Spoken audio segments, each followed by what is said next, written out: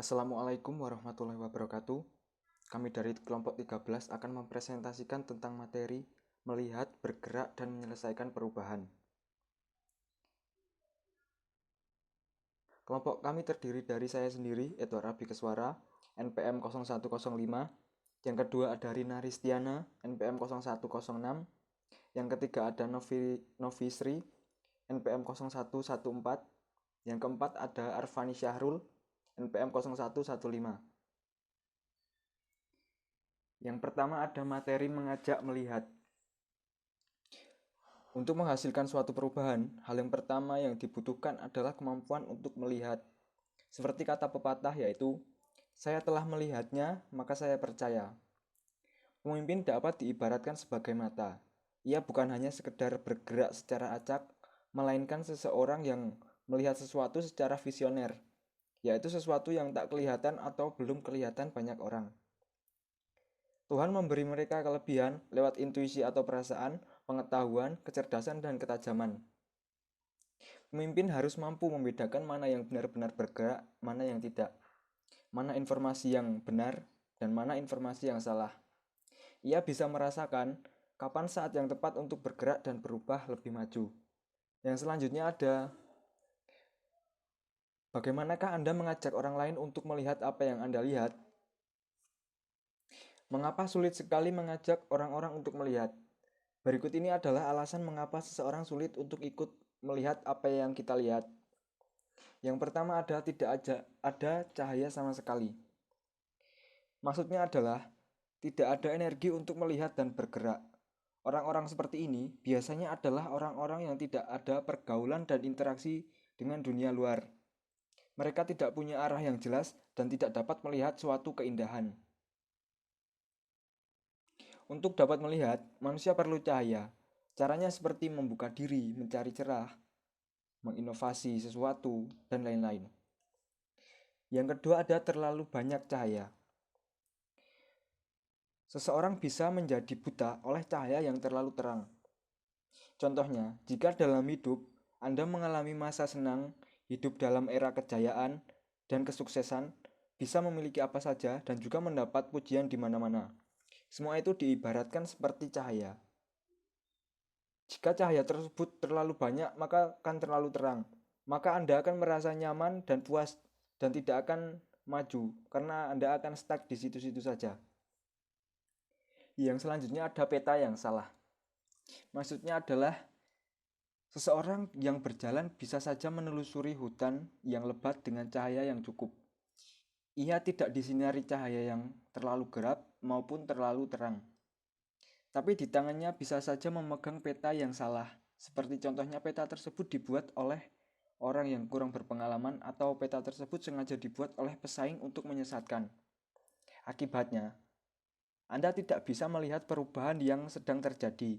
Anda tidak menelusuri jalan yang benar untuk mencari sasaran perusahaan agar menjadi sukses. Dan yang terakhir ada melihat dalam terowongan. Seseorang yang sedang dalam terowongan tidak bisa melihat apa yang terjadi di luar lingkarannya. Artinya, ia hanya melihat persaingan sebatas apa yang ia lihat secara teknis, yaitu pesaing yang produk atau jasanya seperti yang ia buat. Sekali dianggap mereka sebagai pesaing, maka seterusnya pesaing-pesaing tersebut dianggap hanya mereka, yaitu mereka yang berada dalam lingkaran yang sama. Materi selanjutnya akan dijelaskan oleh Rina. Yaitu ada membantu atau mengajak orang lain melihat. Jika hanya seorang pemimpin yang melihat, bagaimana Anda bisa mengharapkan terjadinya perubahan? Black and Gregersen 2002 menemukan adanya 3 cara yang dapat dipakai untuk mengajak orang lain melihat, yaitu yang pertama ciptakan kontras yang tajam, yang kedua ciptakan konfrontasi yang efektif, yang ketiga yaitu gabungan keduanya. Yang pertama menciptakan kontras. Seorang yang tidak kontras akan sulit dibedakan keberadaannya. Itu sebabnya orang-orang yang terlalu intens dalam sebuah komunitas tidak mampu melihat perubahan karena semua yang dilihatnya sudah tampak biasa. Tidak tampak kontras lagi. Perubahan justru diciptakan oleh orang-orang yang sering berpergian dan bergaul dengan pihak-pihak di luar. Dengan sering melihat keluar, seseorang akan dengan segera menyadari adanya gap antara apa yang telah dicapai oleh komunitasnya dengan apa yang telah dicapai oleh komunitas lain. Selain orang-orang yang sering berada di luar kontras juga akan dilihat oleh orang-orang pesisir yang terbiasa berinteraksi dengan dunia luar di tempatnya. Istilah pesisir dalam peta bisnis diartikan sebagai daerah yang terbuka yang memungkinkan eksekutif berinteraksi dengan eksekutif-eksekutif lain di perusahaan lain atau bagian lain dari organisasinya. Suasana pesisir dapat diciptakan dalam manajemen perusahaan seperti divisi, profesi, perusahaan, pelatihan keluar, mengaitkan karyawan dengan forum bisnis, mengaktifkan karyawan dengan organisasi profesi, dan seterusnya. Singkatnya, ada banyak cara untuk membuat pagar batas memiliki teras yang terbuka. Dengan berinteraksi, seseorang akan memahami apa yang sedang terjadi di luar dirinya dan melihat kontras. Beberapa cara untuk menunjukkan kontras. Yang pertama, fokus. Fokuskan dua perbedaan secara mencolok, jangan lebih. Tanyakan pada orang-orang Anda mengapa keduanya berbeda dan mintalah analisis mereka mana yang lebih baik. Yang kedua yaitu hindari penyajian yang kompleks. Penyajian yang kompleks hanya membuat orang bingung dan sulit menangkap esensi pesan. Yang ketiga yaitu piknik. Piknik ke luar negeri, mengunjungi pasar atau produsen di luar negeri orang atau di perusahaan milik orang lain dapat menimbulkan gambaran yang kontras antara kita dan dengan mereka. Yang keempat yaitu pengalaman, bahwa orang-orang Anda untuk mengalami sendiri sesuatu yang berbeda di tempat lain atau bahwa orang-orang baru di dunia lain untuk melakukan sesuatu di tempat Anda. Yang kelima yaitu ada Pareto. Dalam bisnis berlaku hukum Pareto 80/20. Fokuskanlah pada perubahan 20% yang memberikan kontribusi terbesar 80%. Carilah penyebab kerugian terbesar atau pemberi kesempatan terbesar yang biasanya tidak terlalu besar. Dengan menunjukkan satu atau dua penyebab, Anda bisa memperbaiki sesuatu. Yang kedua yaitu ada konfrontasi. Untuk membuka mata seseorang terhadap perubahan, maka menunjukkan kontras saja tidak cukup. Ada kalanya perlu dikonfrontasikan atau dihadapkan secara berulang-ulang terhadap suatu masalah. Memberikan informasi sesekali saja atau datang sekelebat akan memberikan hasil yang sangat berbeda dengan penyajian yang insentif, dialog, atau interaktif, dan berulang-ulang. Semakin banyak waktu yang Anda berikan dan semakin sering, maka akan menimbulkan efek peningkatan rasa suka dan lebih dekat.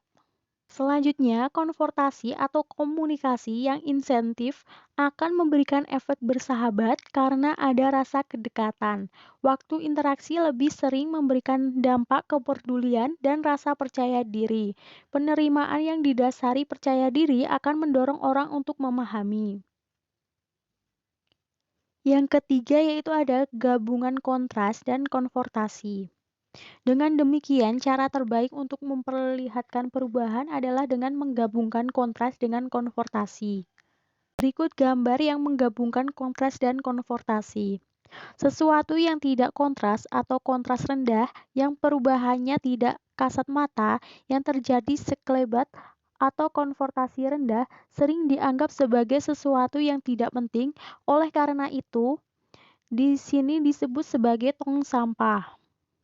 Namun, sesuatu yang sangat kontras atau kontras tinggi kalau hanya datang sekelebat atau konfrontasi rendah hanya akan menimbulkan keterkejutan sesaat.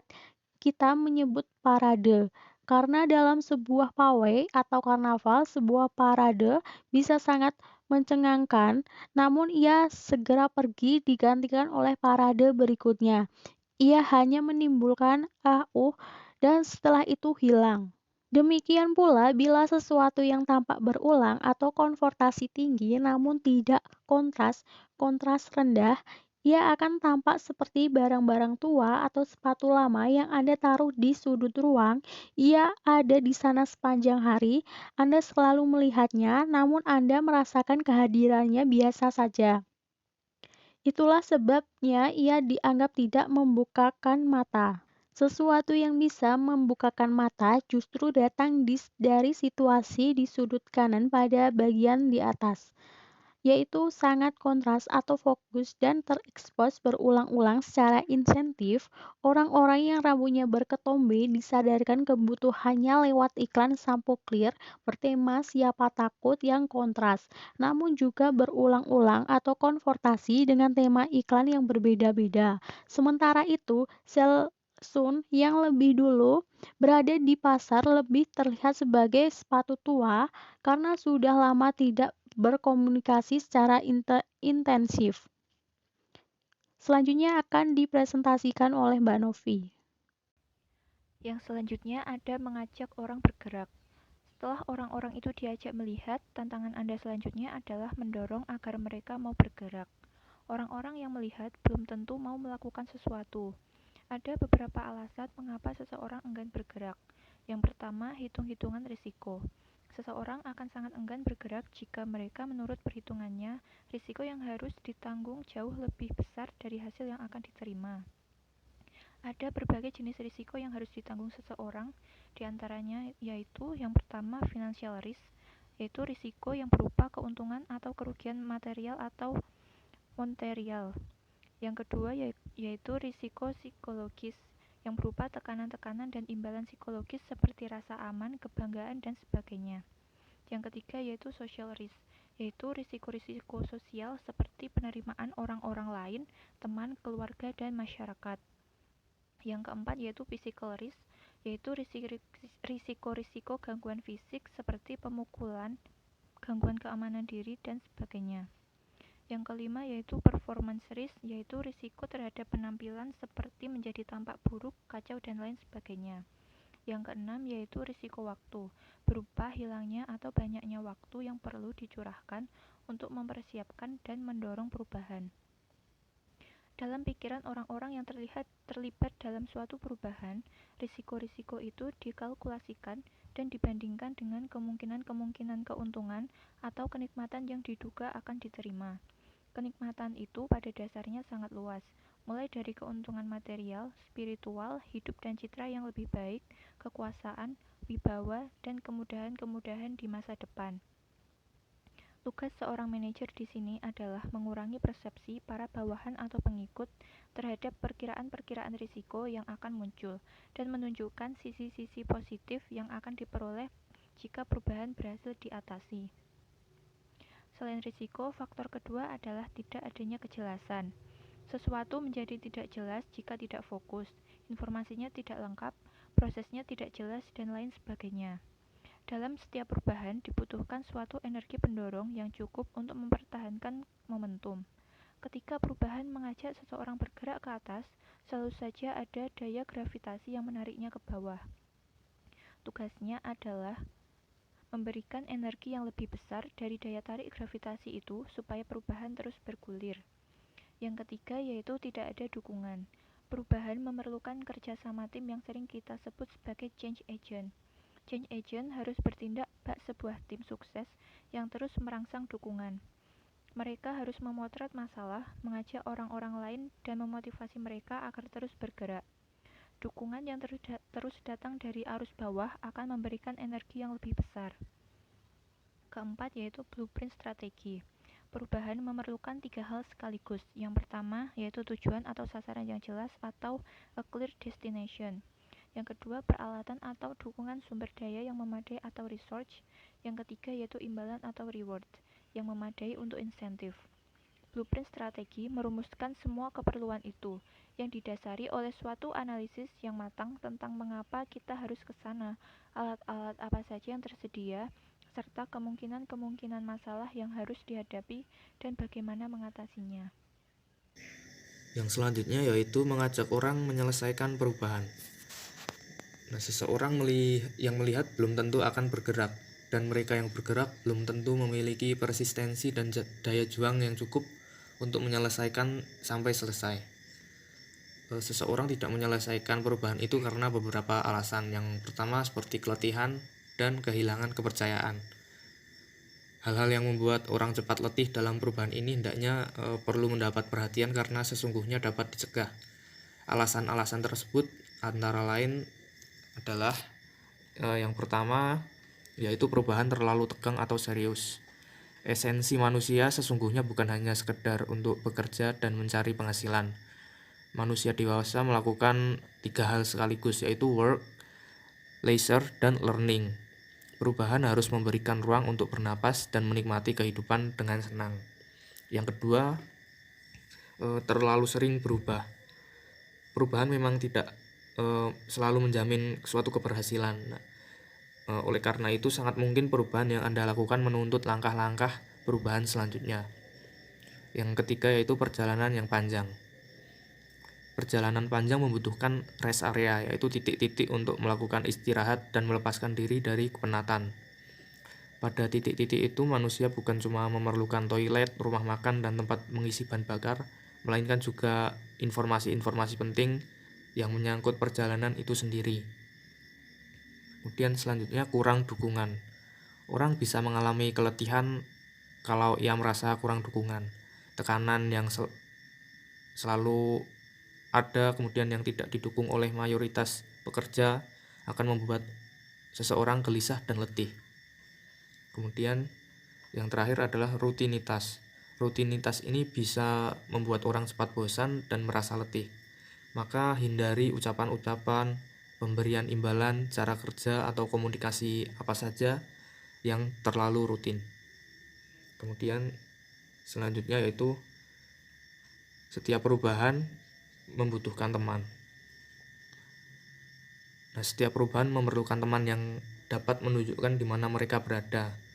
Teman itu harus berada setiap saat, menjawab setiap kebingungan ya dengan jawaban. Mereka ini disebut dengan ceng agen atau para sahabat perubahan. Fungsinya adalah sebagai teman bercermin, bertanya, berdialog, dan mencegah orang-orang merasa keletihan, berjalan pelan-pelan, atau menyerah terlalu dini. Nah, mereka harus duduk di dekat masalah dan setiap saat ada. Demikian presentasi dari kelompok kami, kurang lebihnya mohon maaf. Wassalamualaikum warahmatullahi wabarakatuh.